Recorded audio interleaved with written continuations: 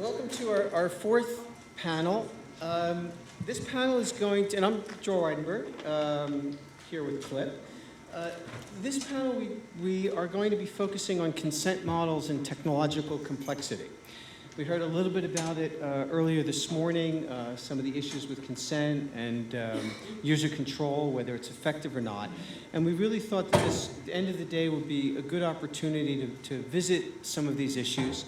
The broad question is really what's going to be the future of consensual-based privacy, given that we have such complex data flows. The hidden agenda, I'll be very transparent about our hidden agenda.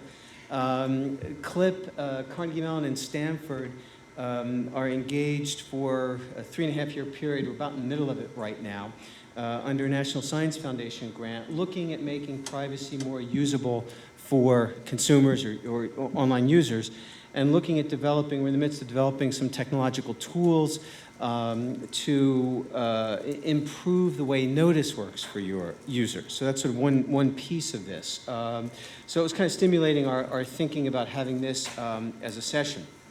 We're going to start it. We're really delighted to have Todd Ruback, who is the Chief Privacy Officer at Ghostery, give us our Kickstarter. And then we have on the panel, and you'll find all the biographies in the materials, Helen Nissenbaum, who is just an outstanding professor in the privacy field at NYU, comes at this from the area of media, culture, and communications. We have, Pablo Palazzi next to her. Is a partner at Allende in Brea. It's a law firm in Buenos Aires, and he teaches at the University of San Andrés in Buenos Aires. Has been long-standingly involved in privacy issues. Next to him is Cameron Russell, our executive director at CLIP, also teaches as an adjunct professor here at Fordham, and without whom this conference would not have happened. We'll get to thanks later today. And then at the far end is Florian Schaub, who is a postdoc fellow in computer science at Carnegie Mellon, who gets into the literal nuts and bolts of the engineering. So with that, I will turn it over to Todd to kick us off. Thank you. Can you hear me okay? I am so delighted to be here, and thank you, Joel and Clip, and it's also wonderful to see so many old friends in the audience, so it's a pleasure. So I'm going to take 10 minutes or less and just kind of set the table and the tone, and then I will be quiet and listen to my esteemed colleagues on the panel, because there's some heavy hitters here, and I'm dying to hear what you have to say. So notice and consent models and technological complexity. This is something that my company, Ghostery, wrestles with every day. We are a transparency company, and we've built a company, a profitable company, on the foundation of transparency for all as our mission statement. And what I've seen in the 2.5 years since I've been with Ghostery is that the notice and consent were really what I thought of as two separate concepts, and they've now been conjoined into one and are part of a family of what I think of as a well-established family of privacy principles. And I see this family of privacy principles, especially notice and consent, really being challenged by new and complex technologies which are opening up the door to fantastic and unimaginable new uses of data. And we'll talk about that in a minute. But we're really on the cusp of a new age, and I'm very excited about it. And it's an age I call the post-internet age, where we are quickly migrating from an online world of about 2 billion or so smartphones and desktops and laptops and iPads to a world of about, I've heard, between 20 and 50 billion connected devices. And all these devices will have the ability to collect massive amounts of data dynamically and ongoing, and to communicate all or certain amounts of it to each other. So in this post-internet age, my question to the panel is will the notion of notice and consent, a concept that has served us well, will it soon be anachronistic? And in 10, 15 years, will it be quaint? And setting the landscape, to give us context, notice and consent has long been not only recommended as a best practice, you should be open and honest about what you do, right? Transparency for all. It's good, and it engenders trust, and you sell more things. But it's also been codified as a legal obligation. And on the way over here, I was thinking about what are some of the laws where notice is an obligation? Well, out of the EU, we have what's known as the cookie law, even though that's never mentioned in the e-privacy directive, right? If you're an EU-directed website and you have tracking technology on your site, you have to give notice and get consent, different flavors.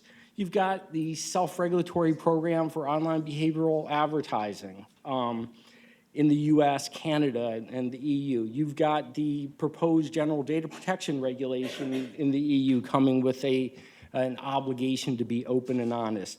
FTC Act, Title V, got to be open and honest and accurate about what you say, CalAPA, and on it goes.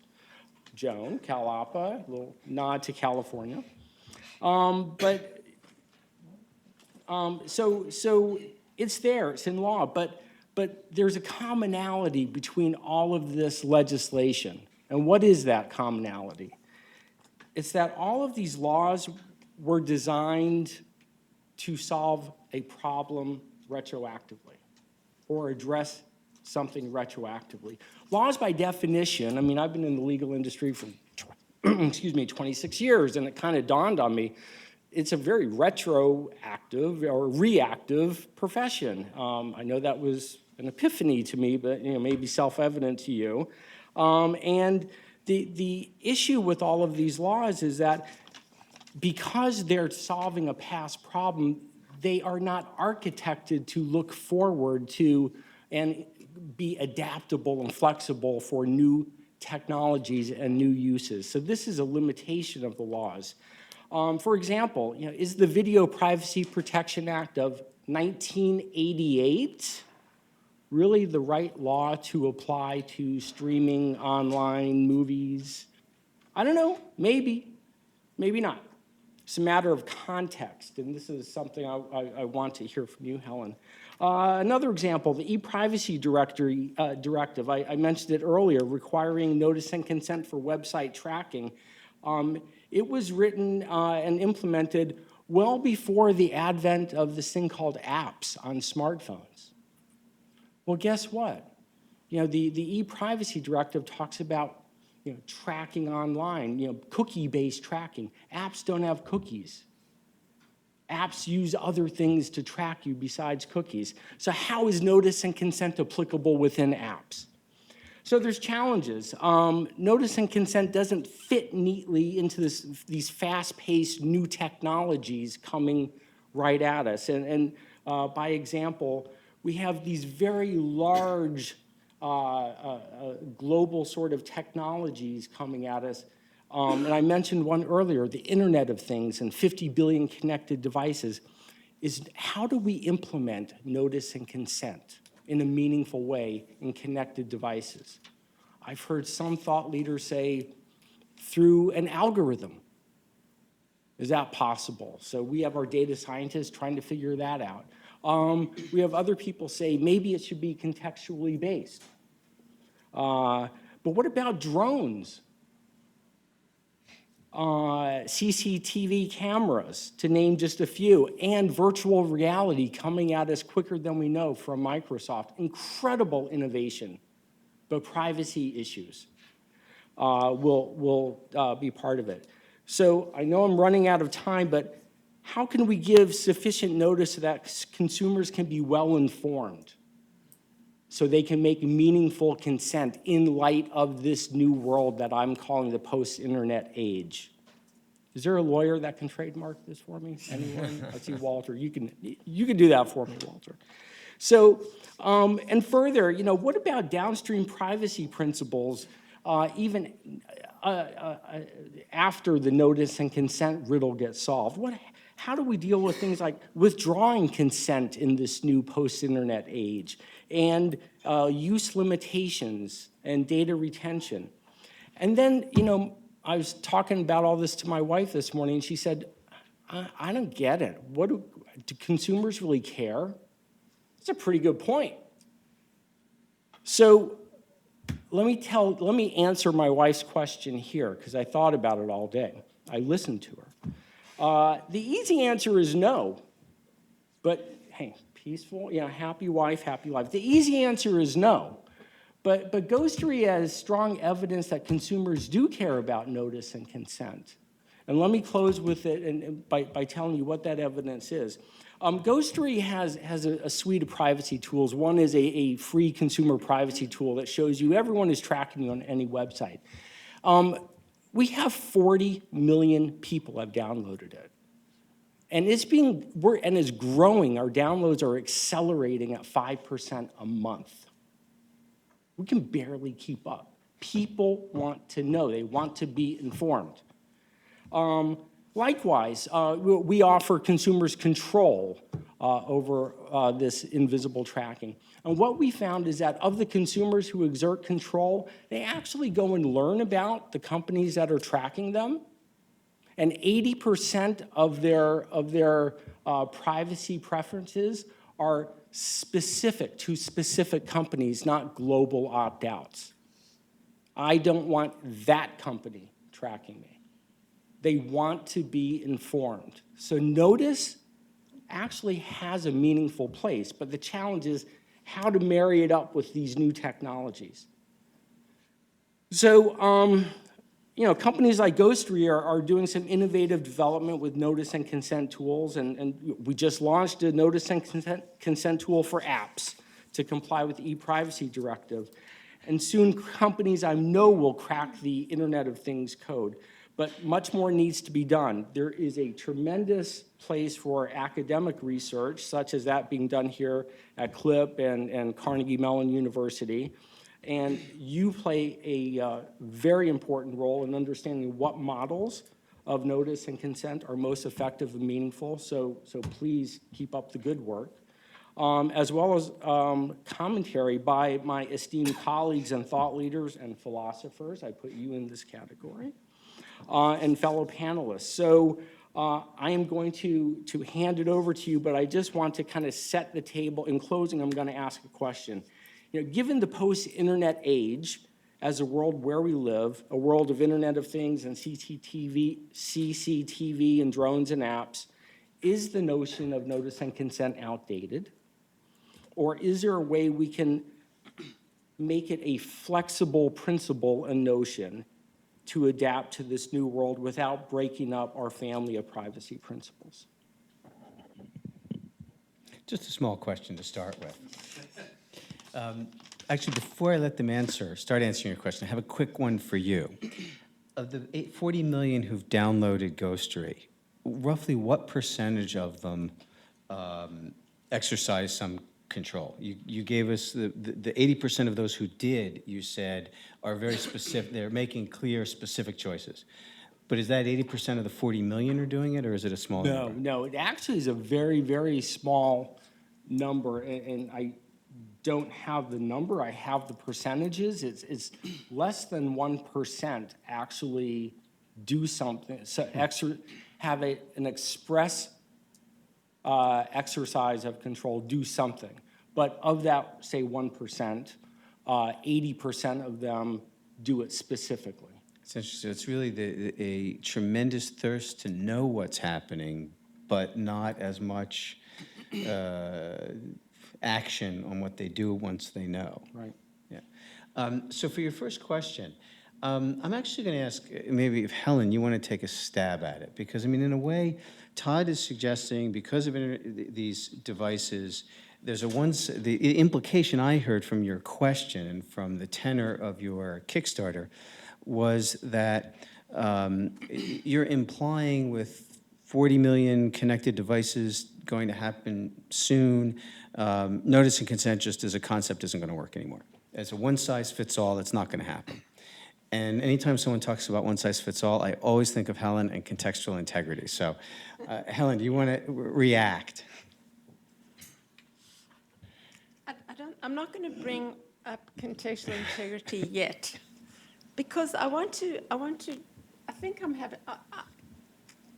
I have a hard time with the premise of the question, and you may actually agree with me, because I don't think that notice and consent ever was a good solution. So when you say, what about this new post-internet, I know you've trademarked it, but I hope you No, don't. I haven't. Could you speak into the mic a little better? Okay. Sorry. I'm in full agreement, because I never thought it really did what people thought it did, and I definitely don't think that it's the right way going forward. But let me qualify, because maybe I want to throw a few questions into the mix. There are a few things that have really, over the years, troubled me about notice and consent. And I love the idea that we're teasing these two things apart and saying, maybe there's a role for notice, and it's not clear that notice and consent have to go together, because it may be that with notice, we can then go to some other regime of regulation or control, but that notice is the important first step. So just this discussion has been very enlightening to push us to cleave these two things apart. So often when I'm thinking about consent, this regime of notice and consent, or transparency and choice, and I assume we're just going to be able to use all those terms in the same way, and in particular it's this idea of the privacy policy, and presumably when you go on forward you've consented.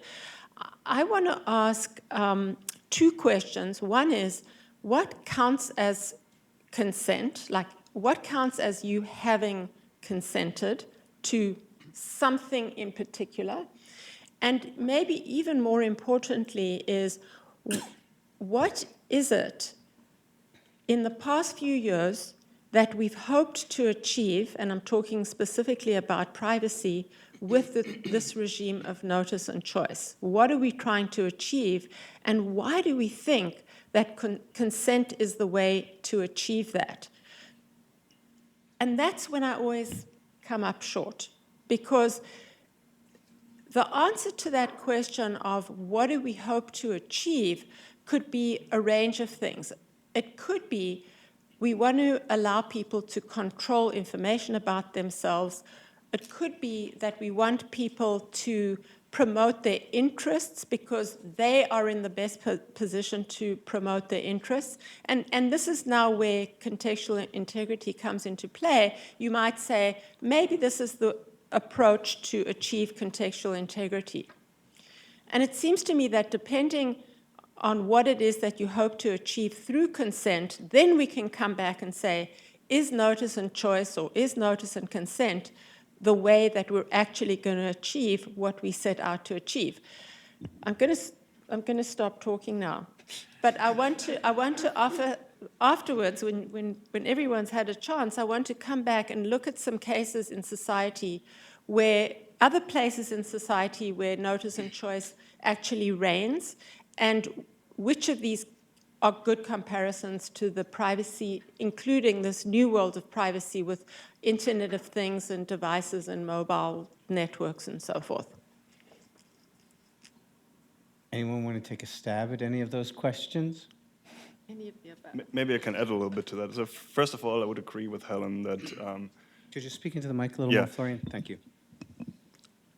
I would agree with Helen that notice and choice, the way we're using it at the moment, is probably not the best way of going about it. I think the concept of making users or consumers aware of what is going on with their data is a first step. But when we talk about notice, we're just talking about the company that is, or the data processor, telling the consumer what's happening to the data, but not why that's the case or necessarily what they can do about it. So it's more, we need to create more of an awareness so users can actually make decisions rather than just saying, well, here's the policy, here's the product.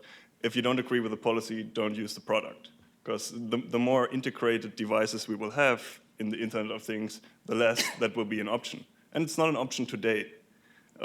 If you, let's say, if all your friends are on Facebook and you say, I don't want to use Facebook, well, you can do that. That's obviously a choice, but it's a choice that comes with very high costs in terms of lost opportunities connecting with your friends. So it's always a trade-off. And than just saying, oh, people don't care about privacy because they give away the data or they share in a certain way. Well, I think that's more of an issue of the choices that are provided to them. If the only choice you have is a take it or leave it choice, yeah, your desire to share and connect usually wins. Or we talked about these issues with health insurance companies that may offer discounts when you track your activity, your sports activity. Yeah, there's a clear benefit. But these benefits are emphasized over the privacy implications and risks that come with it. So we need more awareness, and at the same time, we need better choices and control. And when we talk about the Internet of Things, where devices continuously collect data, we have to get away from this idea that there's consent at one single point in time. There needs to be the ability to continuously control how data is used, how data is collected, and users need to be supported in this. Not every time your thermostat at home registers who's walking by, can the user be informed about this? So we need to come up with smart mechanisms that support this. And an interesting opportunity here is that, well, the Internet of Things has these characteristics. There are lots of sensors, there's lots of connectivity. So we can actually use this technology to also provide more advanced, more intelligent, and more supportive privacy technologies and help users better configure their systems. So I would just expand a little bit on Florian's points and also agree with Helen. Notice and choice as a governance regime, even if we increase awareness, even if we say have a meaningful notice that is specific enough to provide enough information to users of sites, that goes into enough detail so that they can provide meaningful consent. Notice and choice as a governance regime doesn't address all privacy wrongs that users feel and users perceive. So through our research, we analyzed, we'll take a step back. Users will perceive wrongs, privacy wrongs, irrespective of the legal landscape. So users, even if they're shoehorning claims into existing cognizable legal claims, they're perceiving wrongs and they're trying to use the existing landscape to redress those wrongs. So we analyzed the universe of privacy litigation online, both class action litigation and FTC enforcement actions. And we boiled those down to the essence of each claim. And we found that some of the privacy wrongs perceived by users can conceivably be redressed in theory through a notice and choice regime, whereas some cannot. So for instance, surreptitious collection, if there's transparent data collection policies, users can meaningfully consent to that and have meaningful choice as to whether to allow collection or not. Unauthorized disclosures. So users can, if a specific notice is provided, they can say, yes, no, I authorize that disclosure, and thus the disclosure is not unauthorized. Unlawful retention harms. So if durational specificity is provided in a notice, then it's conceivable in theory for a notice and choice regime to work in that instance. However, there are outer boundaries where society deems things unacceptable irrespective of whether a notice is provided. So if there's inadequate security in fact, general statements like, we will keep your information secure, that's not enough. If there's not in fact adequate security, then it doesn't matter whether there is notice provided in advance or not. That would not be possible to be redressed through advance notice. Lastly, the public expects for data retention periods to be limited, even if there's no law requiring that companies purge information. The users perceive it to be a privacy wrong if data retention periods are unlimited. So that is in essence an objective standard that also cannot be disclaimed through a notice and choice regime. So the point is that the regime as a whole does not address all privacy wrongs that users perceive.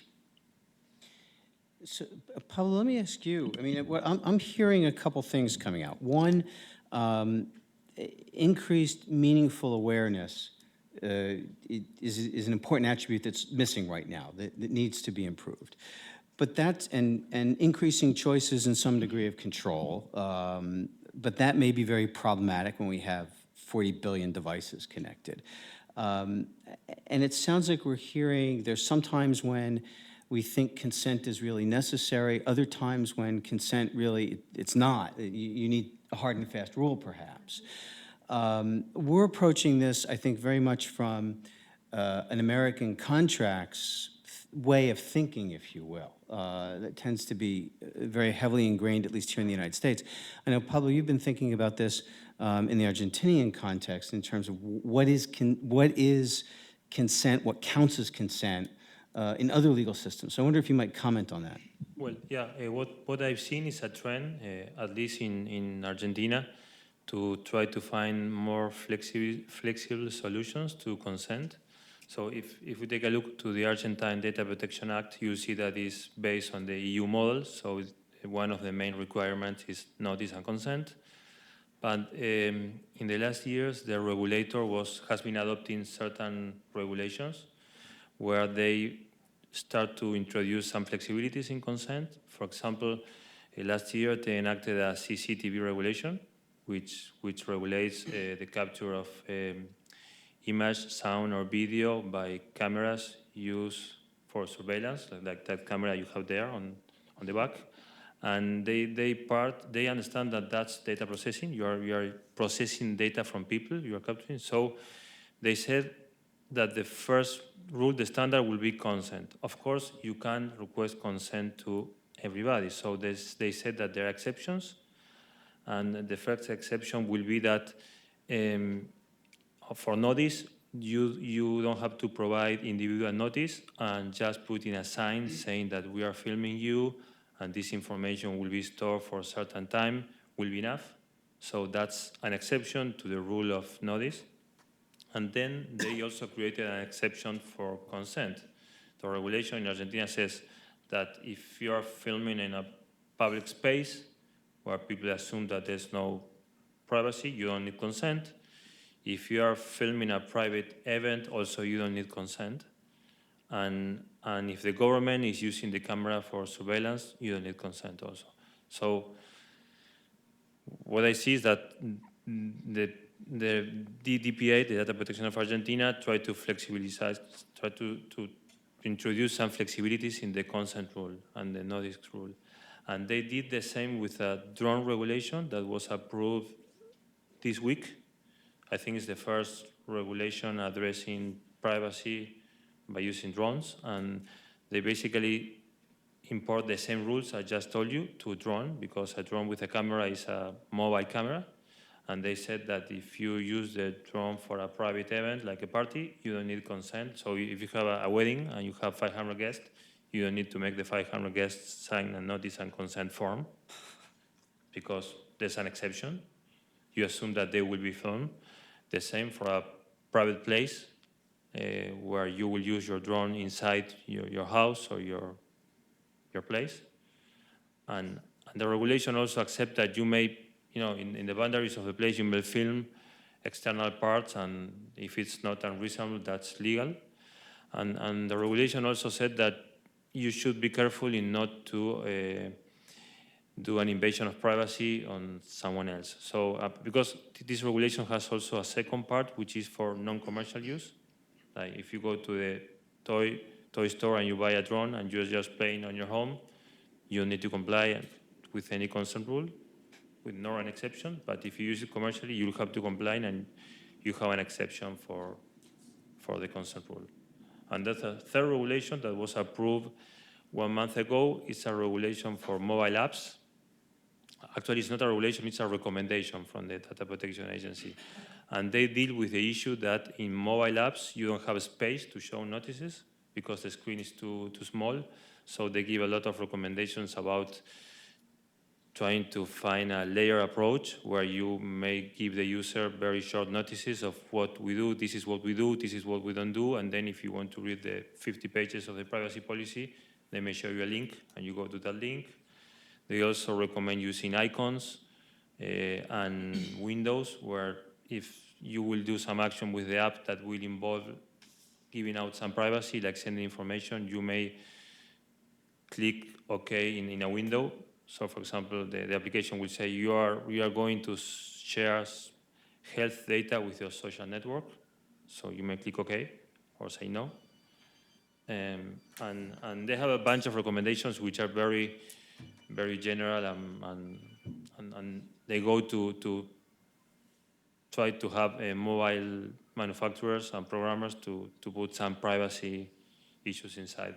But they go beyond the consent rule, because you may install your app, the app will start using information from your mobile, and you are not giving consent. So consent can be given later with a window where you click and you say, I'm okay. So that's also a change in what the law requires. Yes. Todd? Yeah, I just want to jump in and challenge a couple things I've heard. Maybe I'm missing something, but I maybe a disconnect on my side, but I find it hard to oppose the concept of notice. Whether if the mechanism of providing information or notice can be improved, then that's a different conversation. But the concept of providing notice or being open and honest, now the word is transparent about what you do, it's hard to argue that that is not a good approach or regime. And I'm not sure if that's what was said. Maybe I misinterpreted. There's a lot of innovation going on in the notice space. I'm not talking about Ghostery, but there's a lot of different ways to deliver information. I mean, LinkedIn has a video, a really great video on their privacy policy. And it's dumbed down so guys like me can get it. The Guardian has an awesome infographic cartoon on their website that explains tracking technologies. And it is so fun, and it is really, really effective. And I hope that people aren't objecting to the concept of notice, but are saying that there's new ways that notice can be given that is effective. So I just want to point that out. And the second thing is the consequence of ineffective notice. Florian, you raise a really nuanced point, which is, a social media company you named, Facebook, which is really embedded in society at this point. People have difficulty sometimes with their notice, but you know what? It's not what people often forget is it is not a public utility. It is a for-profit company. And they give notice, and they are as transparent as they can be about their products and services, which are free, in exchange for them really being able to be an ad platform and make their money that way. But there is no obligation for or no social right for a person to be able to use Facebook services if they don't agree with their privacy policy. And that's something I feel strongly about and just wanted to underscore, because maybe I misunderstood you on that as well. Just to comment on that, so I fully agree with you. Transparency is important, and I'm not arguing against the concept of transparency. What I'm saying is what many companies do today is they write a privacy policy, and I'm not saying there's no effort put into this. I talked with many privacy counsels from different companies that put a lot of effort into crafting the privacy policy. But the fact is, no one reads these privacy policies. You're right. Let's take it away from the lawyers. Yeah. It's really, take it away from the lawyers and put it in. No, that's heresy in this building. Yeah. So the way I see this is the privacy policy has its meaning and its purpose, and this was brought up today as well. It's a very good tool for regulatory aspects, for governance. The FTC always says that writing the privacy policy also helps companies organize their data and what data they use and how they use it. And these are all valid points why you want to have privacy policies. But that's only the beginning. Mm-hmm. Right. that is not notice, that is not making users aware of what's going on with data. That's just, ticking the box. We have a privacy policy. The next step is building a notice concept. Who do we actually need to communicate with? So when we talk about websites, then that's easy. That's the person in front of the computer. When we talk about Internet of Things devices, all of a sudden you have a lot more people you have to deal with. You have secondary users, other people living in your home that are all of a sudden also in the focus of the technology that collects information, be it your smart thermostat or other devices. And they have not consented to the privacy policy. The person who installed it has consented to that, right? So how do you deal with that? And then you have incidental users or bystanders that end up being captured by your technology. We just had the case of drones, which is a good example. And I argue, and other people at CMU, we work on a more holistic concept of approaching notice. So having audience-specific notices that really target their needs and how they are infected by technology, rather than saying, well, this is everything my technology does ever. Here it is, we're totally transparent, but it's the onus is on you to actually understand it. So instead, notices need to be moved into the activity of the user, and they need to be delivered to them in innovative ways. So if it's already so complicated for companies to write what are effectively bland privacy policies, aren't you ratcheting up the complexity to an extraordinary degree in looking for each, at each interaction point, you need a just-in-time, just applicable activity? So I wouldn't say you need a just-in-time notice at every point. I think one thing that becomes important, especially if we talk about the Internet of Things, is it will not be possible to give notice for every time data is collected. Otherwise, you just see notices all day, nothing else. Then you come back to what Helen was. Every time there's a new use you could have. So I want example, to yeah. jump in to address some. There are lots of points that I'm not going to be able to, but I keep coming back to this question: why? Why are we trying to give people notice? Why do we think consent is a good mechanism? Why? First of all, I disagree that a simplified notice is going to tell you what you want. But so what is it? And now I'm thinking not like a lawyer, because I'm just thinking about, and I liked in the previous panel when they said, we think beyond exactly what the law requires. I want to understand what's compelling about notice and choice. And so now I'm going to be able to quickly look at some other cases where we give notice and choice, not on those words. And I was thinking of all the different places. The only place I could think of, the only kind of choice where we say to people, it's completely up to you. And this only applies in Western America, or, there may be a few countries, not even in all countries, is choosing your marriage partner. You get to choose who you're going to marry. And you may not even know much about that person, but you get to choose the marriage partner. If things don't work out, tough luck. Your choice. You made a bad choice. You could just say there wasn't adequate notice, right?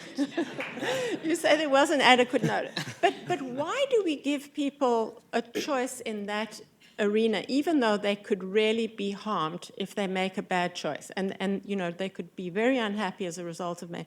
I mean, there's lots of answers to that question, but one of those is that we say, in this area of your life, we can't give you all the facts about your partner, but this is a choice. You're a grown-up. We're going to hold you responsible for that choice. You get to make that choice. No one gets to make it for you, and that's the way it is. But now, look at some of the other commercial interactions we have. And, of course, I'm using one that suits my purposes, but take something like vehicle safety or medication and so forth. We like to give, those little pieces of paper that people my age absolutely can't read inside the box of Tylenol that tells you all the possible side effects if you take Tylenol and you start, nausea and vomiting and all of those things. These are all the things, and then you decide, am I going to take Tylenol or not? And we consider these to be notice and choice. But we don't put the whole onus in many walks of life. We don't put the entire onus on the individual. There's most arenas of our lives, there's some people who are experts, and it's not paternalistic, because I agree. When I see that 9-page privacy notice on the Google website, I say, I'm not capable of reading and understanding this notice. I think the lawyers in the room might be better able to do it, but this is not a place, this is too much for notice and consent to cover. There may be some areas still in the arena of privacy that notice and consent works, but we need to get real about what we can achieve, and that's the question. Why notice and what we can achieve with it, and compare other areas of life, and then understand that in the arena of privacy, where we are in that arena, in the large commercial picture. Can we come back to Argentinian drones for a minute? Because I think it's sort of an interesting response, Helen, to your questions. Pablo, the regulation that is the latest thing in Argentina now, and the first, are there other privacy and drone regulations elsewhere in the world? I don't know that they have been enacted yet. In I think Illinois. France was working on something, but I don't know if they enacted. So, Illinois, yeah. So here's the question for Argentina. What are they trying to accomplish? I mean, and is it, here's a new technology, it's gotten a lot of buzz, there's a reaction to it, and from the way you were describing it as a practical matter, it seems extremely difficult. At a wedding, are you really going to have all of your guests sign a drone release? So what was it that they were trying to achieve with it? And as in practice matter, is it workable? Well, my guess is first they were trying to say the data protection law will apply to drones, but we don't want to kill them. We don't want to stifle innovation. So if we apply it as it is, the law, it will be a problem. You need to register the drone because it's a database. You need to ask for consent, notice, and that's impossible. So they said, we are not going to request consent if you use it here we have the list of exceptions, a public act, or a situation where it's presumed that there's a general interest in filming or doing whatever you want to do with that. If there's a private event, even if it's in a public space, and the recollection of data is done by the person who organized the event. Like let's say in the cocktail after this event, you just put a drone and film us. That would be exempt under Argentine law. Then the government using the drones for their own functions. So several municipalities and provinces in Argentina bought drones and they use it for, I don't know for what, but they use it. They have it. So you don't need consent from those data subjects who are filmed to film them. And then personal data which is collected for an emergency, situations of like an earthquake or whatever happens, which is an emergency. And a fifth one is you collect data within your own property for your own purpose. This will be like a household exception. So these exceptions are really, I mean, it sounds like coming back to something Helen was saying earlier on. They're drawing lines in areas where just consent isn't, they're permissible uses, that it's not going to be subject to consent, versus other uses, like at your wedding, where it's not permissible unless you have consent. There's an attempt here to draw a clear line with the use of a particular technology. And it seems that in some ways, I think, Helen, where you were pushing is in part a response to Todd's, when we have 40 billion, I love that number, or 20 to 50 billion, I think is what you said. That's 20 to 50 billion connected devices. 20 to 50 billion connected devices is the prediction. That's a pretty wide variation between 20 and 50 billion. But no matter how you slice it, it's a lot of connected devices with, as Florian, you were saying a few minutes ago, no way to have privacy disclosures in many of these kinds of devices. Though I wonder if that's entirely accurate, whether there may be technological signals and symbols that can be used to reflect what's happening with the data. But at the end of the day, we're still left with the question, is it, even if you make people aware of the use, is it possible to have any kind of consent-based requirement or consent as part of the permissibility of that use? Okay. I think that if in 20 years we will have the Internet of Things and these devices will be so mundane, so pervasive that they will be everywhere. And I think probably maybe just the opposite, that we will assume that everything will be collected from us, and probably we will need a switch to have an anonymous mode or a privacy mode on each device, where you say, okay, I'm gonna make a walk in the street and I just wanna be followed. So you turn off your cell phone, you make, I don't know, turn off your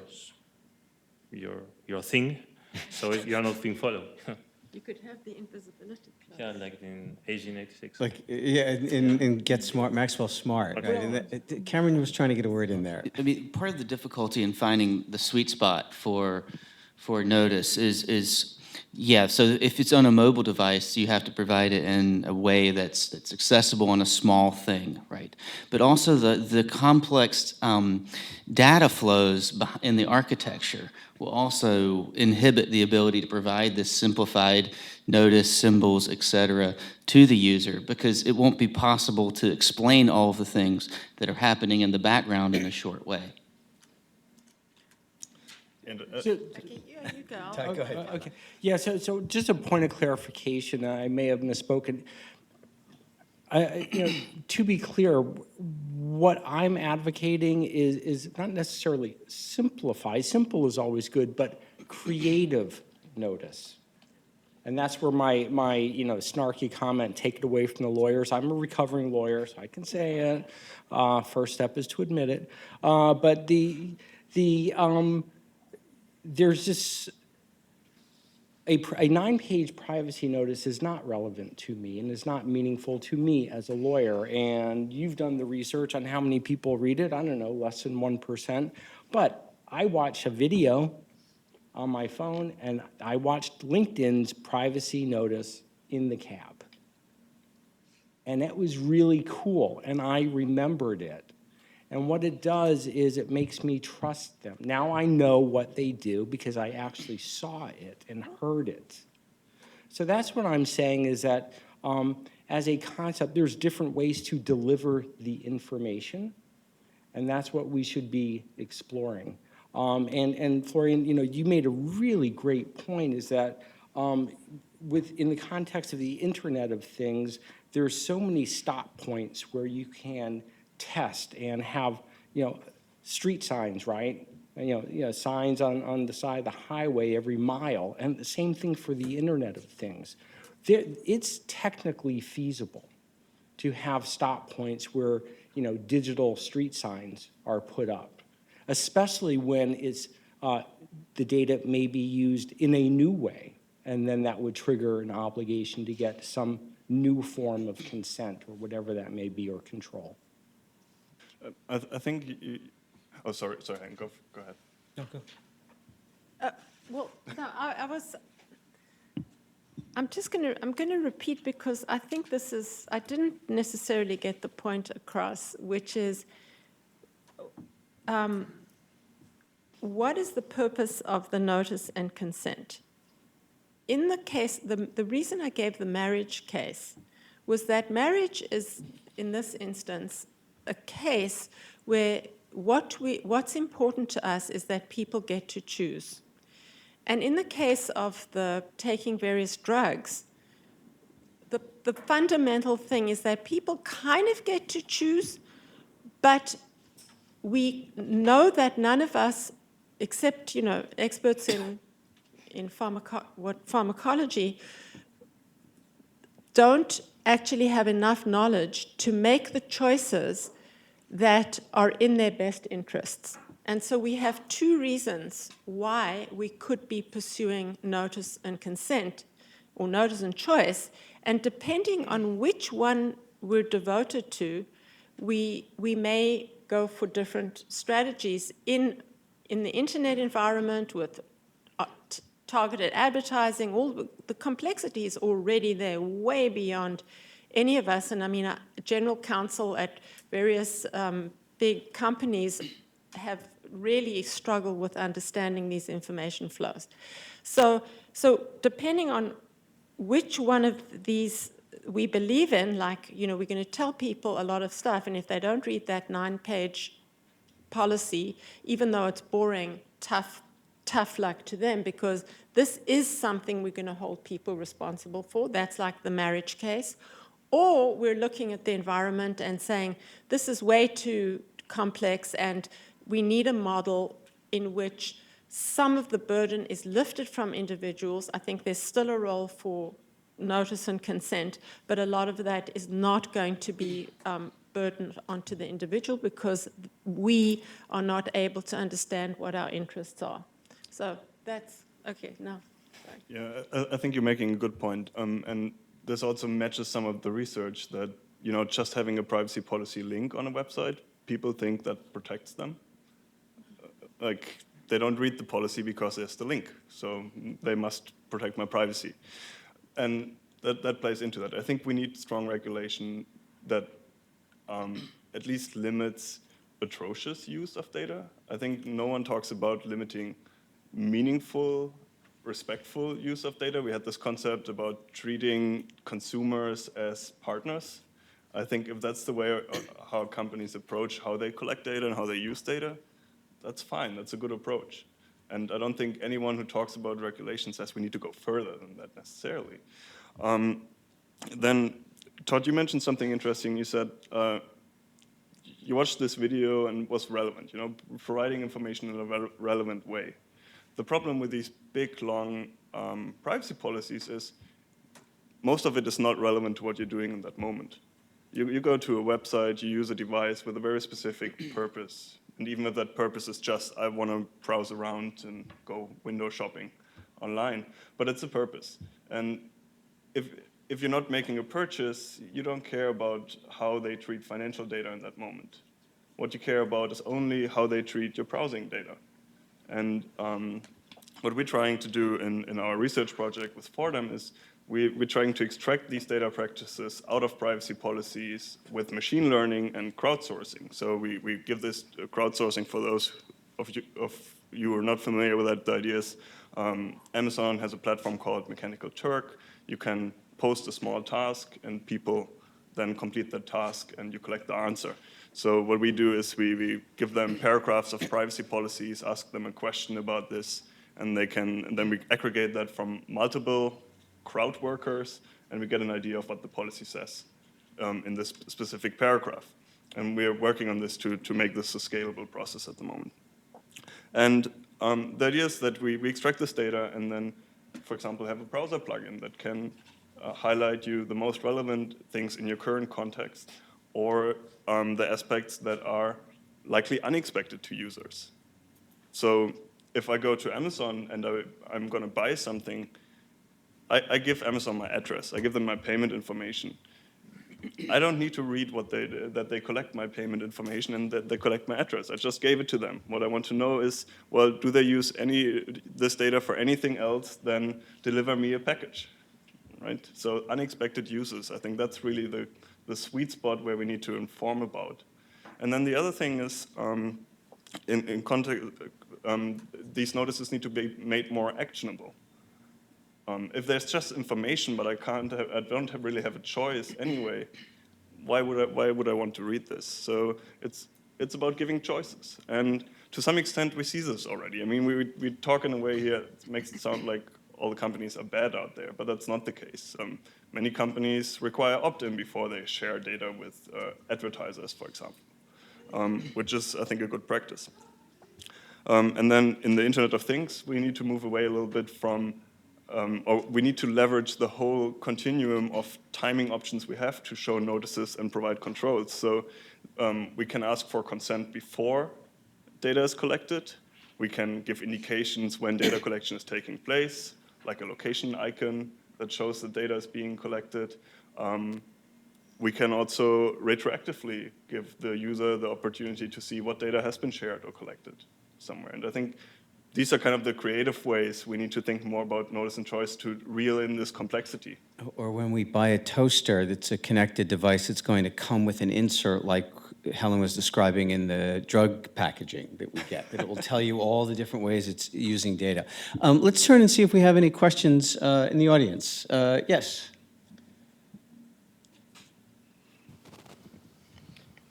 I'm Anna Slomovic. I've been listening throughout the day and kind of keeping a mental checklist of which fair information practices we have talked about. Lots and lots of conversation about notice. This panel is about consent. Some mention of data limitation, of collection limitation, a panel on security. One of the things, several of the things we haven't talked about. We haven't talked about purpose specification. We haven't talked about reuse limitations. And the question I keep asking myself is, when we ask people to consent, what are we asking them to consent to? Because the fair information practices are actually an integrated set.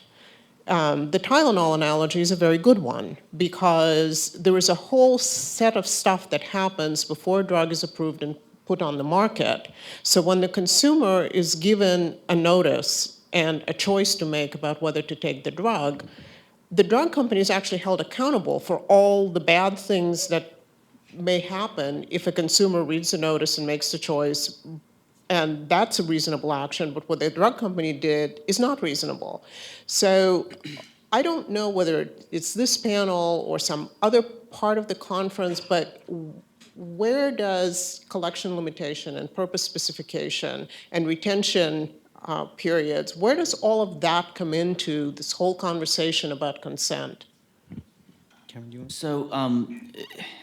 So part of it is again the complexity of the information flows and describing those information flows in words for a normal consumer, right? And so we're hopeful that our tools that Florian was describing could actually be a creative way to assist users to have a shorthand way of having more information about what is happening with their data if it's spelled out in a long privacy policy that, of course, they wouldn't read. No one would actually read it. But if we could use the computer tools that Florian and his team are working on to provide the relevant information to users just in time, et cetera, we might be able to sift through the complex, maybe more than 9 pages of a privacy policy, but using computer tools to analyze those in a shorthand way so it's accessible and simple for users. I'll jump in for a second too. It's also the notice is, if it's working properly, it's certainly it's the precondition to consent, and the notice would have to spell out what the purpose limitations are if it's going to be an effective notice. Yeah, I mean, I think that we, in the field of privacy research, we're not as far along, and this is, this is part of what we're working on and what's really exciting. So when the FDA does some kind of study of, or makes the company do a study of a drug and some of the complications and so forth, we have a kind of model of what the problems are. So if it's going to make you nauseous, even if it's not going to kill you, but there's certain things that we would be upset if the drug did to us. So we already have a developed sense of what it is that should even be in that piece of paper that nobody reads, or what it is that the drug company should test for. We have a well-articulated already by comparison. And with the area of privacy, there are many people who insist on something similar. And I mean, you know, Joel and the folks who do tort and all of that, they get it very easily, like where's the harm and how do you quantify it and all of that stuff. And a lot of us who are doing privacy theory, like myself, and this is where contextual integrity comes into the story, what we're trying to say is, what are the considerations that we should take into account when we're thinking about what's at stake with those flows? Not just what people want or not, but what's at stake. And that's where I think many people are working, and there's quite a bit of scholarship in the area, and that's where I think of my own contribution. But it's you know, it's work that is being done and worth doing. Sorry. So I think your question is terrific, and I'm not an academic. I'm a wonk, but I'm a practitioner, where I really have to roll up my sleeves because we have a small privacy product company, and I believe in my bones that the next multi-billion-dollar company is going to be a data management company that can crack that code around certain aspects of in this new world, including collection limitation, possibly by, I had mentioned an algorithm where it can be a front end will be a button, you mentioned this, that a consumer can hit, and it will send a signal to the device or the website or the company that says, do not collect that data. So it's, again, empowering the consumer along the data collection pipeline with control over specific data collections at each one of those mileposts. Let's get what.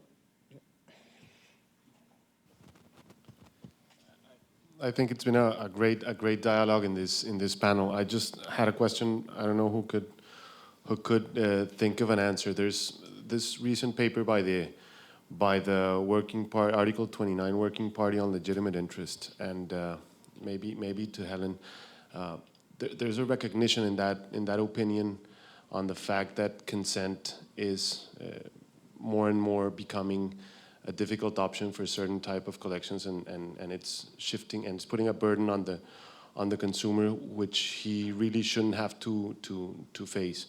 My question would be, would that shift towards a legitimate interest data processing perspective as opposed to a notice and consent be something reasonable in order to shift the balance towards companies and making that balance of how to protect effectively and how to make a good decision on behalf of that consumer? So, do you mean, when you say legitimate interest, you're talking about the legitimate interest of the consumer, of the controller or the consumer? Of the controller. So is legitimate interest of the controller a substitute for consent from the consumer? Well, actually, I think it actually links to the previous question about purpose specification, because there had been this problem with purpose specification that it was kind of a wild card, which it wasn't eventually it was clear this wasn't very satisfactory, because whoever was writing the privacy policy could just kind of say, this is my purpose, and it would have to be acceptable, because you would just decide what the purpose is, and then according to that, use limitation would follow. And so I think, I don't read these documents in detail, but I think the idea of that, of the legitimate interest is to say you can't just specify anything, because, a company would just say, the purpose is to make money. We are going to collect money. We're going to collect information in ways that are most profitable to us, period. And that isn't acceptable anymore. That's I was going to jump in. It links to something I think Florian was saying before. If you look at it as legitimate interest of the controller, at some point you're going to run into a practice that would be perceived as unconscionable or creepy or just wrongful, even though it might be wrongful from the perspective of the consumer's legitimate interest. And that may be the check and balance on switching, if you switch away from a pure consent model, which I think we're hearing is going to be extremely problematic going forward, certainly problematic as a generic approach. And in places where we deviate or we decide to move away from it, if you do a legitimate interest of the controller, there's going to be some, I'll call it an absolute check, coming from the consumer's legitimate interest side. Pablo, do you want to? Yeah, I'd like to add something.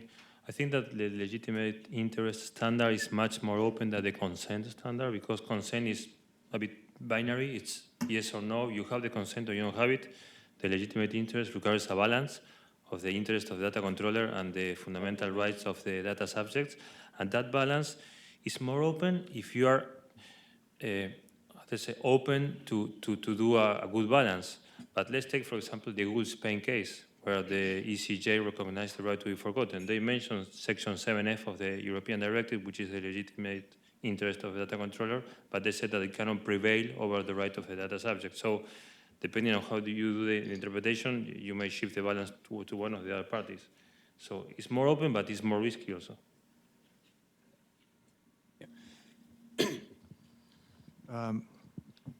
Okay.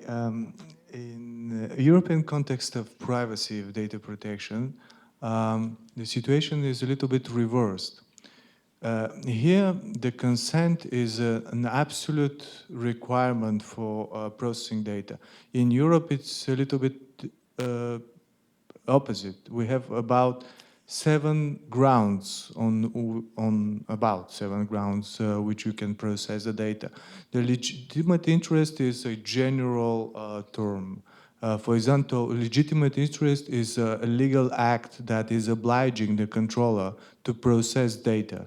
Let's say social security services that state has to provide. You know, the company that is on a procurement, for example, win a procurement in order to deliver some social security issues or public other public security issues, they have to collect by virtue of law personal data in order to provide these services. So this is a legitimate interest. Another example of legitimate interest is, for example, is a bank. Bank is collecting your personal data to provide you a loan. Okay, but you don't pay the loan. So they have a legitimate interest to go in court. And then they're using this data on a legitimate interest to go in court. You see? This is what is interesting here. But you are right here to say that there should be someone to balance. And in European context, these are the data protection authorities. Citizens, data subjects, they complain to these data protection authorities. And data protection authorities review these cases.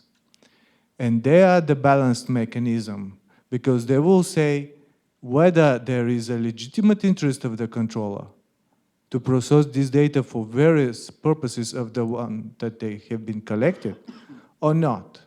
So here is the difference.